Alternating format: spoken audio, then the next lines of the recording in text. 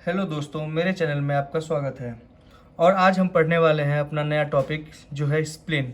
बहुत ज़्यादा इंपॉर्टेंट है, ध्यान से पढ़ेंगे इसको। सबसे पहले क्या देखेंगे, इंट्रोडक्शन की स्प्लीन होता क्या है, पहले वो समझ लें थोड़ा सा हम पहले, ठीक है। फिर फंक्शन देखेंगे इसके। इंट्रोडक्शन में देखते हैं कि जो स्प्लीन है ना, वो लार्जेस्ट लिम्फॉइड ऑर्गन है। अब लार्जेस्ट लिम्फॉइड ऑर्गन का मतलब क्या, जो स्प्लीन है उसके अंदर बहुत सारे लिम्फोसाइट्स बनते हैं। क्या बनते हैं?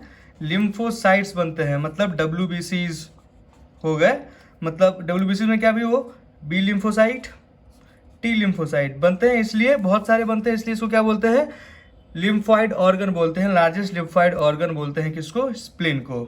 ठीक है, ये हो गया पहला पॉइंट कि इसको लार्जेस्ट लिम्फॉइड ऑर्गन बोलते हैं। दूसरा पॉइंट है ये कि जो है ये बहुत ज़्यादा हाईली वस्कुलर होता है। क्या होता है?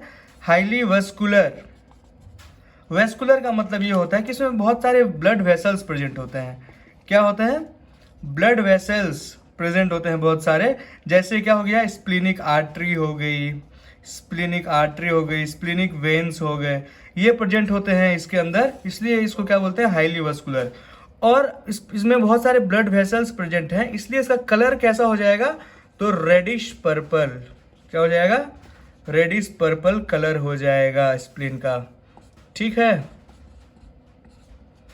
तो इंट्रोडक्शन में क्या हुआ, सब दूसरा पॉइंट क्या है, ये हाईली वस्कुलर है। वस्कुलर क्यों है? क्योंकि इसमें बहुत सारे ब्लड वेसल्स प्रेजेंट होते हैं और इसलिए इसका कलर क्या होता है कि रेडिश पर्पल इसका कलर होता है। ठीक है, अब हम देखते हैं इसका तीसरा पॉइंट। जो तीसरा पॉइंट है वो है इसका क्या, सिचुएशन, कि कहाँ प्रेजेंट होता है ये। सिचुएशन जो है इसका, ये लेफ्ट हाइपोकॉन्ड्रियम में प्रेजेंट होता है। कहाँ पे? Left hypochondrium. लेफ्ट हाइपो अपने बॉडी में जो है ना, एब्डोमेन में 9 क्वाड्रेंट्स होते हैं, 9 क्वाड्रेंट्स। ये मैं अगले लेक्चर में बताऊंगा। तो ये हो गया राइट हाइपोकॉन्ड्रियम, ये हो गया लेफ्ट हाइपोकॉन्ड्रियम। तो लेफ्ट हाइपोकॉन्ड्रियम में ऐसा अपना स्प्लीन प्रेजेंट होता है, लेफ्ट हाइपोकॉन्ड्रियम में।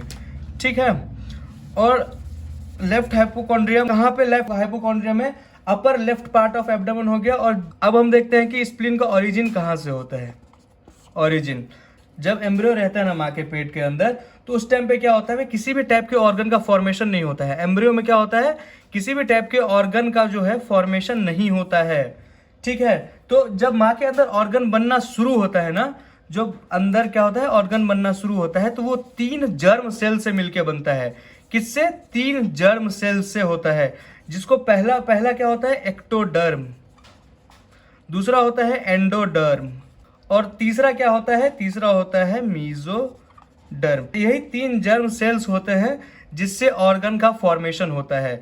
तो जो स्प्लीन होता है ना, स्प्लीन किससे बनता है, मीजोडर्म से ओरिजिनेट होता है। किससे होता है? मीजोडर्म से। तो कोई पूछे आपसे कि स्प्लीन ओरिजिनेट्स फ्रॉम कहाँ, एक्टोडर्म, एंडोडर्म, मीजोडर्म, तो आप अपने को क्या सही करना है, mesoderm is the right answer. ठीक है, मीजोडर्म को टिक करना है। ठीक है, ये देख लिया आप। अब हम देखते हैं क्या, अब हम देखेंगे इसकी फंक्शनल एनाटॉमी क्या होती है। क्या देखेंगे? Functional anatomy. तो फंक्शनल एनाटॉमी जो देखेंगे उसमें 2 चीजें होती है। 2 चीजें क्या, एक होता है रेड पल्प, एक होता है वाइट पल्प। फंक्शनल एनाटॉमी देखें ना, तो हर ऑर्गन के पास 2 सेल्स होती हैं। कौन कौन सी? एक होती है पेरेन्काइमल सेल, पेरेन्काइमल सेल पहला, और दूसरा क्या कौन सा होता है, स्ट्रोमल सेल। ठीक है, एक होता है पेरेन्काइमल सेल, एक होता है स्ट्रोमल सेल। तो जो पेरेन्काइमल सेल ना, ये इसका काम होता है मेन फंक्शन का। क्या होता है? मेन फंक्शन कौन करता है? Parenchymal cell. और पेरेन्काइमल सेल को सपोर्ट कौन करता है? वो करता है स्ट्रोमल सेल। तो स्ट्रोमल सेल का क्या काम हो गया? सपोर्टिंग सेल बोलते हैं स्ट्रोमल सेल को। ठीक है, उसके बाद हम देखते हैं जो फंक्शनल एनाटॉमी है, रेड पल्प और व्हाइट पल्प। तो रेड पल्प को रेड पल्प क्यों बोलते हैं? क्योंकि इसमें क्या प्रेजेंट होता है, RBCs प्रेजेंट होती है बहुत सारी। ठीक है, जो क्या काम करता है, ये एक्ट लाइक अ फिल्टर की तरह एक्ट करता है। क्या करता है? जो भी वेस्ट प्रोडक्ट होते हैं, जो भी मेटाबॉलिक वेस्ट प्रोडक्ट होते हैं, वेस्ट प्रोडक्ट जो भी होते हैं, उसको क्या करता है, ब्लड में जो भी वेस्ट प्रोडक्ट होते हैं उसको क्या करता है, रिमूव करता है। जो भी ब्लड सेल्स डैमेज होते हैं, डैमेज्ड ब्लड के सेल्स होते हैं, उसको क्या करता है, ये रिमूव करता है। ये काम किसका होता है? ये काम होता है रेड पल्प का। व्हाइट पल्प का क्या काम होता है? व्हाइट पल्प में बहुत सारे क्या होते हैं, WBCs प्रेजेंट होते हैं। क्या प्रेजेंट होते हैं, बहुत सारे WBCs प्रेजेंट होते हैं। और WBCs का क्या काम होता है, इम्यून में काम करता है। किसमें, इम्यूनिटी में। WBC का काम क्या होता है, इम्यूनिटी में काम करना, ठीक है। और WBCs प्रेजेंट होते हैं, B lymphocyte, T lymphocyte present होते हैं। उसका काम क्या होता है, उसका काम होता है एंटीबॉडी को बनाना, फॉर्मेशन ऑफ क्या, एंटीबॉडीज, जो क्या करता है, कोई भी टाइप की इन्फेक्शन में फाइट करता है, इन्फेक्शन में, ठीक है। जो भी इन्फेक्शन बॉडी में होगा, जो भी इन्फेक्शियस कंडीशन आएगी, जैसे मलेरिया हुआ तो इन्फेक्शन हुआ तो उसमें क्या हुआ, एंटीबॉडी बनाएगा। व्हाइट पल्प जो होता है फंक्शनल एनाटॉमी में स्प्लीन का, वो काम करता है, ठीक है। तो ये है फंक्शनल एनाटॉमी ऑफ स्प्लीन। अब हम देखते हैं क्या कि फंक्शन क्या क्या है स्प्लीन का, ठीक है। पहला फंक्शन है फॉर्मेशन ऑफ ब्लड सेल्स, ठीक है। फॉर्मेशन ऑफ ब्लड सेल्स कब करता है, एम्ब्रियो के टाइम पे, जब एम्ब्रियो रहता है ना, तो उसमें 3 स्टेज में आरबीसी का फॉर्मेशन होता है। वो स्टेज हम इरिथ्रोपोइसिस अगले चैप्टर में पढ़ेंगे। तो सबसे जो एक स्टेज होता है वो होता है हेपेटिक स्टेज, हेपेटिक स्टेज, ठीक है। हेपेटिक स्टेज में क्या होता है, हेपेटिक मतलब होता है लीवर। तो लीवर के साथ मिलके स्प्लीन क्या करता है, लीवर और स्प्लीन हेपेटिक स्टेज में मिलके काहे का फॉर्मेशन करता है, ब्लड का फॉर्मेशन करता है, यानी आरबीसी का फॉर्मेशन करता है, ठीक है। और एक और स्टेज होता है जिस स्टेज का नाम माइलॉइड स्टेज, माइलॉइड स्टेज। तो माइलॉइड स्टेज में क्या करता है, ये माइलॉइड स्टेज में क्या करता है कि लीवर के साथ प्लस बोन मैरो और क्या रहता है, प्लस स्प्लीन, ये तीनों चीज मिलकर क्या बनाता है, ब्लड सेल्स को बनाता है। तो पहला फंक्शन क्या हो गया इसका, फॉर्मेशन ऑफ ब्लड सेल्स, ठीक है। अब देखते हैं दूसरा फंक्शन। जो दूसरा फंक्शन है वो है डिस्ट्रक्शन ऑफ ब्लड सेल्स। तो जो भी ओल्डर आरबीसी है, यानी जिसका लाइफ स्पैन पूरा हो चुका है, 120 दिन का लाइफ स्पैन होता है ब्लड आरबीसी का, वो मैंने बताया था आपको। तो जो भी आरबीसी है या WBCs हैं, ठीक है, या प्लेटलेट्स हैं, मतलब WBCs में लिम्फोसाइट्स वगैरह जो हैं, ठीक है, लिम्फोसाइट्स, जब इनका एज पूरा हो जाता है ना, तो इनका सेल मेम्ब्रेन क्या होता है, धीरे धीरे बहुत ज़्यादा फ्रेजाइल हो जाता है। फ्रेजाइल होने से क्या होता है, जब इसके स्प्लीन के कैपिलरीज से पास होते हैं ना, तो वहाँ पे सेल मेम्ब्रेन सेल मेम्ब्रेन टूट जाता है, और क्या होता है कि आरबीसी का डेथ हो जाता है, WBCs प्लेटलेट्स डैमेज हो जाते हैं, इनका डेथ हो जाता है। तो इसलिए इसको क्या, दूसरा फंक्शन क्या है इसका, डिस्ट्रक्शन ऑफ ब्लड सेल्स, ठीक है। और इसको इसलिए स्प्लीन को हम और क्या बोलते हैं, स्प्लीन को इसलिए हम और क्या बोल देते हैं, graveyard of RBC, graveyard of RBC. ये बहुत इंपॉर्टेंट है, याद रखना है आपको कि ग्रेवयार्ड ऑफ आरबीसी किसको बोलते हैं, स्प्लीन को बोलते हैं, क्योंकि स्प्लीन डैमेज जो होता है ओल्डर आरबीसी, कहाँ उसकी डेथ होती है, स्प्लीन में होती है, ठीक है। अब हम देखते हैं इसका तीसरा फंक्शन। तीसरा फंक्शन है इसका ब्लड रिजर्वायर फंक्शन। क्या है, ब्लड रिजर्वायर फंक्शन। मतलब एनिमल में जो होता है ना, उसमें एनिमल्स में लार्ज अमाउंट्स ऑफ जो होता है ब्लड को स्टोर करके रखता है। ये ब्लड स्टोर करता है किसमें, एनिमल में, लार्ज अमाउंट में, ठीक है। लेकिन जो ह्यूमन है, ह्यूमन में इतना सिग्निफिकेंट नहीं है जितना एनिमल्स में है। ह्यूमन में इतना सिग्निफिकेंट नहीं है जितना स्प्लीन में। लेकिन जब भी लार्ज नंबर ऑफ आरबीसी जो होता है, कभी कभी स्प्लीन में स्टोर करके रखते हैं हम। लेकिन जब हाइपोक्सिया की कंडीशन आती है, मतलब जब बॉडी को इमरजेंसी की कंडीशन आती है, मतलब जिस टाइम पे आरबीसी चाहिए ही चाहिए, ऑक्सीजन चाहिए ही चाहिए, जैसे हाइपोक्सिया वाली कंडीशन हो गई, हेमरेज वाली कंडीशन हो गई, तो उस टाइम पे क्या करता है, स्प्लीन आरबीसी को रिलीज करता है, ठीक है। स्प्लीन आरबीसी को रिलीज करता है और स्टोर करके रखता है कोई भी इमरजेंसी कंडीशन के लिए, ठीक है। अब हम देखते हैं चौथा फंक्शन। जो चौथा फंक्शन है वो है रोल इन डिफेंस